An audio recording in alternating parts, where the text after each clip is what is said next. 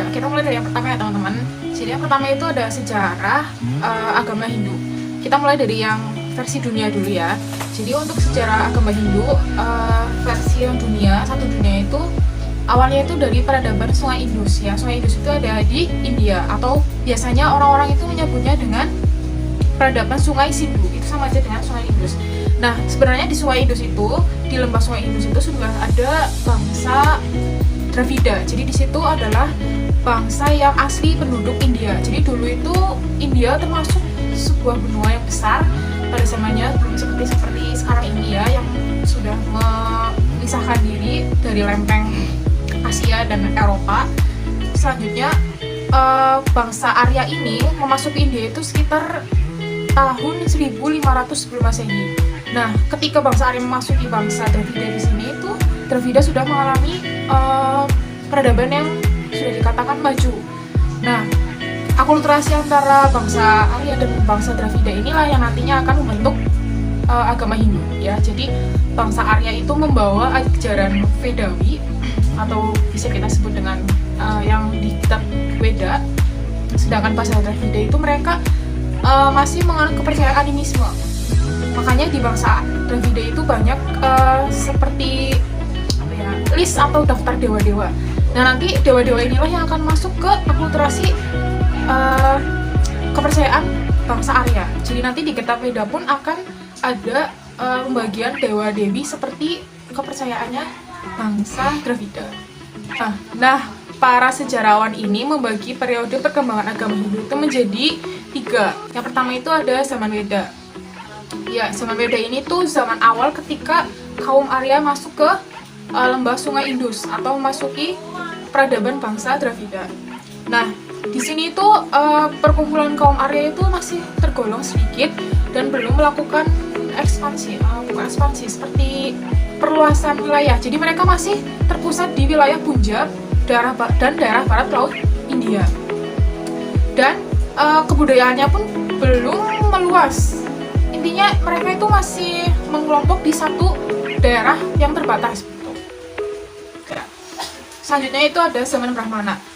Zaman Brahmana ini bisa disebut juga dengan zaman keemasan masa Hindu ya. Jadi aliran Brahmana yang dibawa oleh Arya ini mulai perlahan lambat laun itu mulai menggantikan kepercayaan para bangsa Dravida. Jadi kaum Brahmana di bangsa Arya itu sebenarnya itu mengalami perselisihan dengan kaum Ksatria. Jadi di dalam bangsa Arya itu di zaman Brahmana ini ada sedikit perselisihan. Yang dulunya kaum Ksatria itu di peringkat atas, sekarang Brahmana lah yang menggantikan posisi Ksatria. Jadi kaum Brahmana itu menjadi kunci utama di bangsa Arya itu sendiri. Nah, yang terakhir ada zaman Upanishad. Ya, jadi zaman Upanishad ini biasanya terkenal dengan zaman moksa. Nggak ada yang menyebutnya itu zaman moksa. Jadi ciri khas zaman ini itu para Brahmana itu sudah mulai melakukan moksa. Jadi mereka lagi mementingkan kehidupan yang kita sebut, kalau kita sebutnya itu akhirat ya. Tapi mereka lebih fokus ke alam selanjutnya, alam sana selanjutnya. Dan mulai muncul upacara-upacara seperti itu, seperti moksa dan sebagainya. Nah, masa Upanishad ini merupakan masa di mana doktrin-doktrin Hindu itu sudah dipengaruhi oleh doktrin filsafat atau filosofis. Nah, para Vaishnava itu menaklukkan pada zaman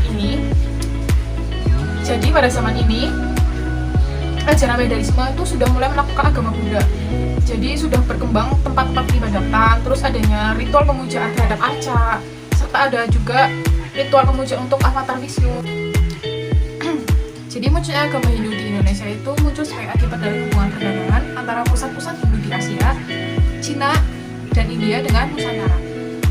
Jadi menurut para sejarah itu memperkirakan agama Hindu sudah masuk ke Indonesia sekitar abad 3 sampai 4 Masehi. Salah satu bukti yang paling kuat itu dengan ditemukannya 7 yupa.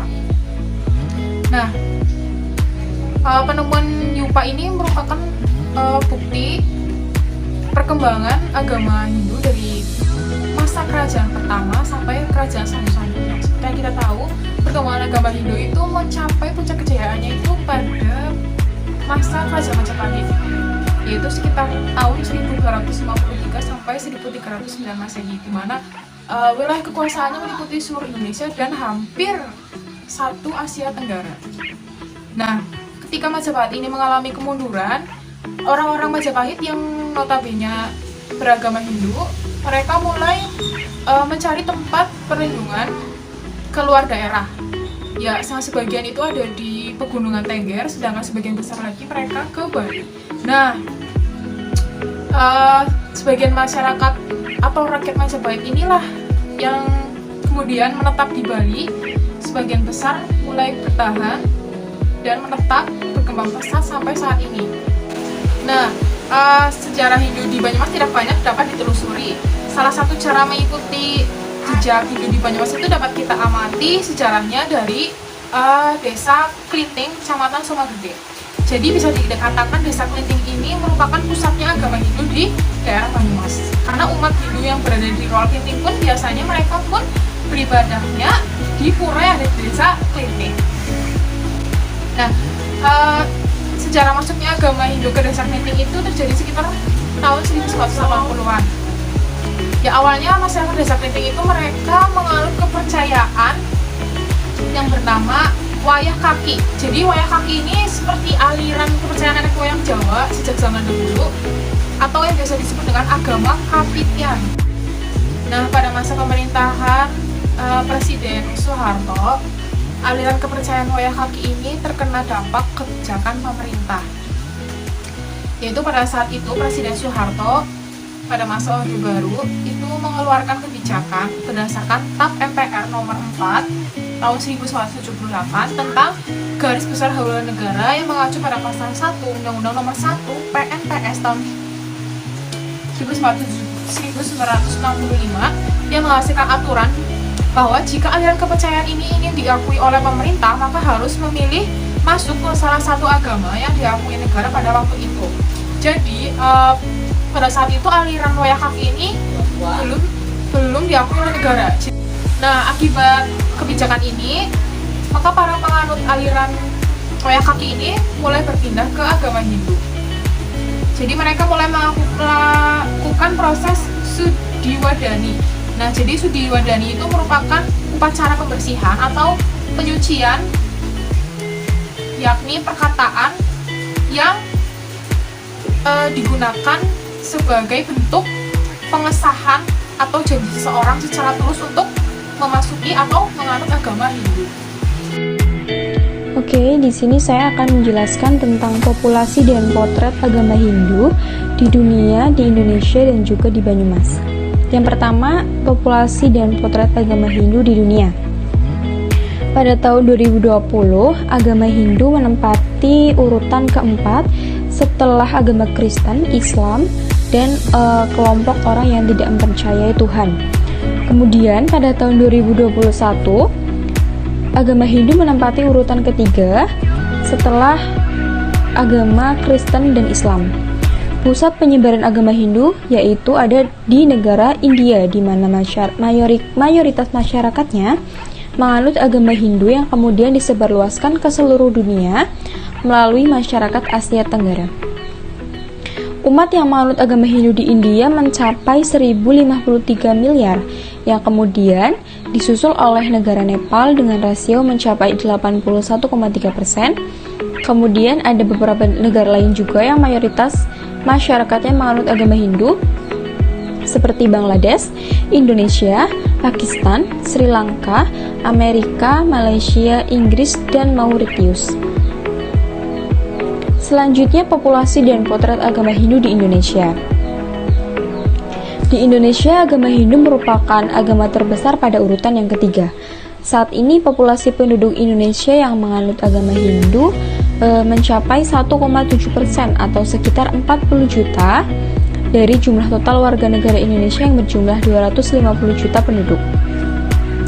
Wilayah yang terkenal dengan mayoritas penduduknya yang menganut agama Hindu yaitu ada di Bali. Nah, kemudian ada kedatangan agama Hindu di Nusantara. Penduduk asli Nusantara itu mempercayai animisme sebelum kedatangan agama Hindu dan Buddha. Namun, kemudian agama Hindu datang ke wilayah Nusantara dengan jalur perdagangan. Kemudian kepercayaan animisme tersebut bercampur dengan agama Hindu yang kemudian membentuk agama Hindu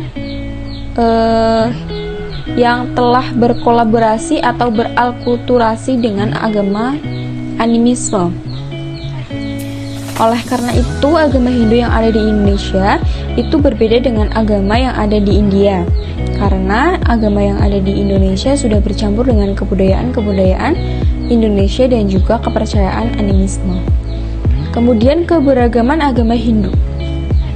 Komunitas Hindu yang masih berkembang besar pada saat ini ada pada Pulau Bali, Kalimantan, Sulawesi, dan juga Sumatera. Agama Hindu yang masuk ke wilayah Nusantara pada dasarnya bukanlah kepercayaan yang asli dari India, melainkan sudah bercampur dengan kebudayaan Indonesia dan juga kepercayaan animisme. Agama Hindu pada Pulau Jawa juga sudah bercampur dengan tradisi-tradisi Islam. Walaupun begitu, penduduk Indonesia yang beragama Hindu tidak semuanya itu benar-benar menganut agama Hindu, karena hukum Indonesia itu menerapkan bahwa semua warga negara Indonesia harus mempunyai agama. Sedangkan Indonesia hanya mengakui 6 agama besar seperti Islam, Hindu, Buddha, Kristen, Katolik, dan juga Konghucu. Nah, mereka para penganut kepercayaan animisme, mereka lebih milih menganut agama Hindu pada kartu tanda penduduk mereka karena agama Hindu itu lebih fleksibel dalam mengadopsi unsur-unsur kepercayaan animisme dibandingkan dengan agama lain. Selanjutnya, agama Hindu di Bali. Bali merupakan pulau dengan masyarakat yang mayoritasnya itu beragama Hindu. Namun, Hindu yang diterapkan di sana juga tidak murni seperti Hindu yang ada di India, karena sudah berkolaborasi dengan animisme, Buddha, dan juga tradisi Jawa. Salah satu ciri Pulau Bali yaitu penyatuan agama Hindu dengan agama Buddha. Ciri khas ini masih sangat tampak pada saat sekarang, contohnya seperti beberapa tulisan agama Buddha yang memiliki posisi yang penting dalam agama Hindu di Bali, dan Pulau Bali merupakan imamat yang terdiri dari orang-orang yang beragama Hindu dan juga Buddha.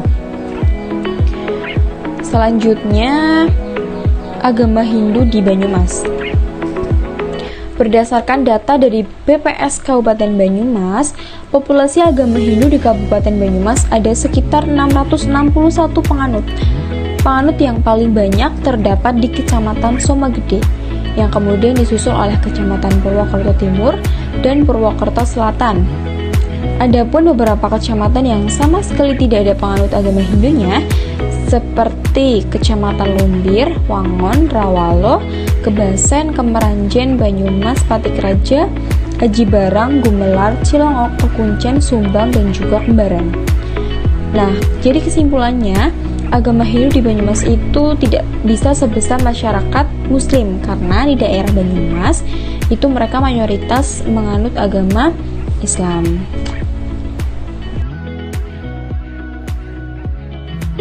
Ya, untuk materi selanjutnya, di sini saya Bayu Anissa Nurfaiza dengan NIM 181740204 akan menjelaskan tentang materi ajaran agama Hindu, hari raya, dan ritual ibadah agama Hindu.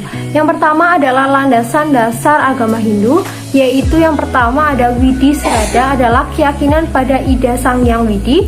Yang kedua ada Atma Srada, bahwa umat Hindu percaya bahwa Atma adalah percikan terkecil dari Ida Sang Hyang Widi. Yang ketiga adalah Karma Pala Srada, bahwa umat Hindu percaya akan keberadaan Karma Pala adalah sebagai sebab dan akibat. Yang keempat adalah Purna Bhava Srada, adalah umat Hindu percaya bahwa pada kelahiran kembali atau reinkarnasi. Dan yang terakhir adalah Moksha Srada, bahwa umat Hindu percaya akan pada kombinasi antara Atman dan Brahman.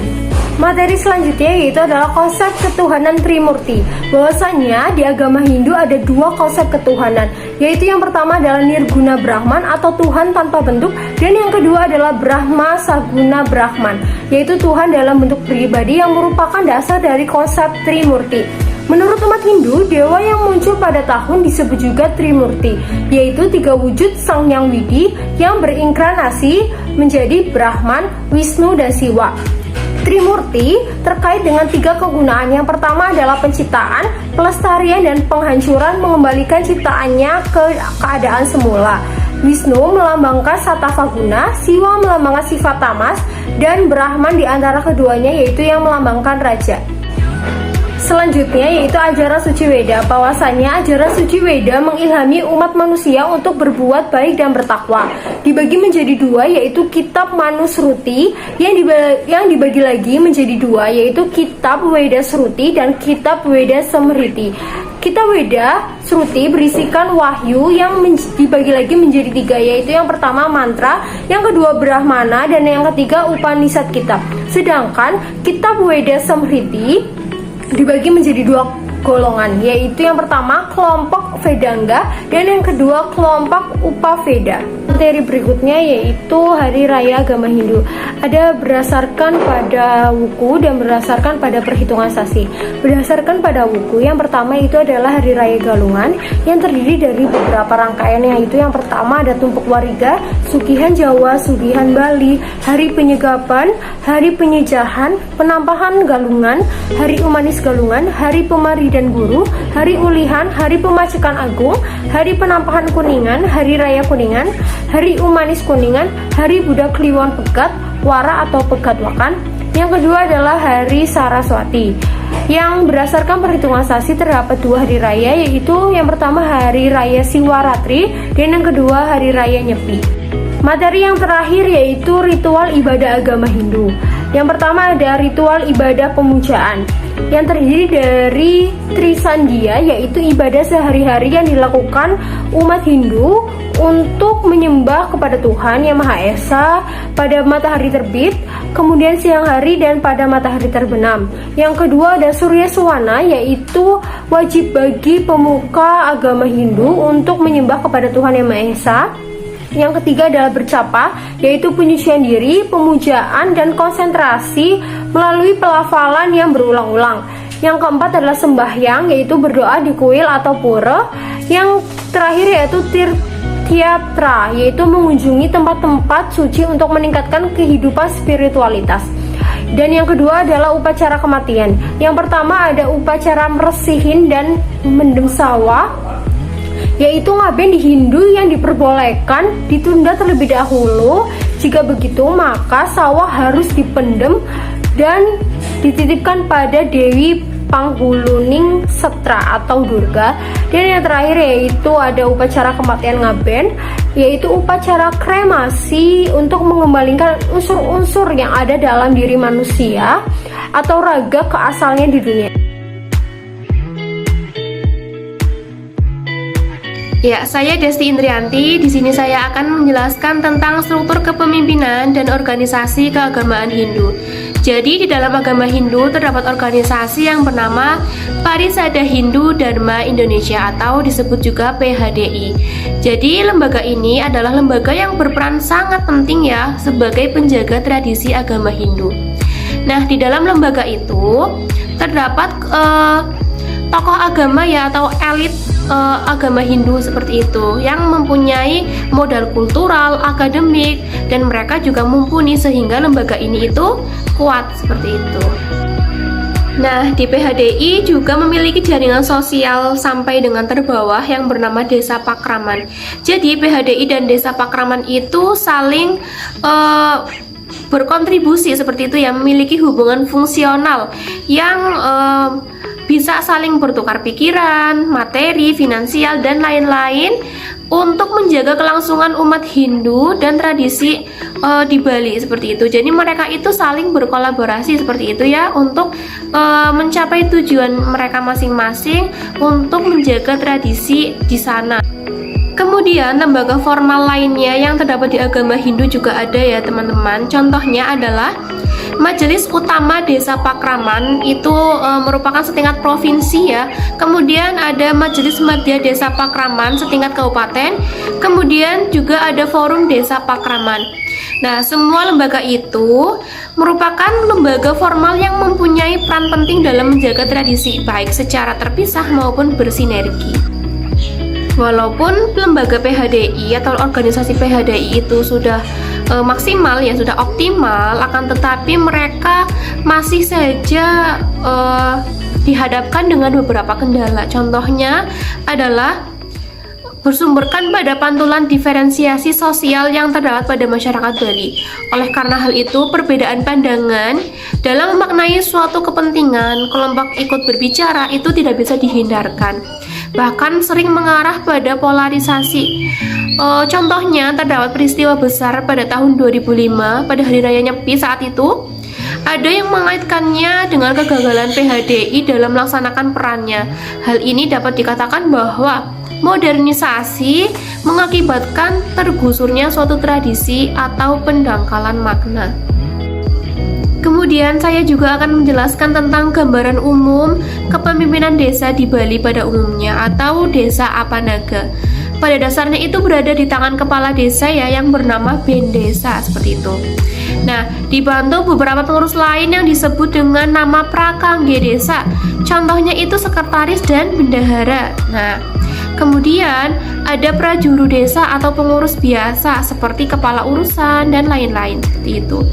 Nah, struktur kepengurusan desa Apanaga biasanya terdiri Bendesa ya, yang tadi saya sudah jelaskan, itu adalah kepala desa.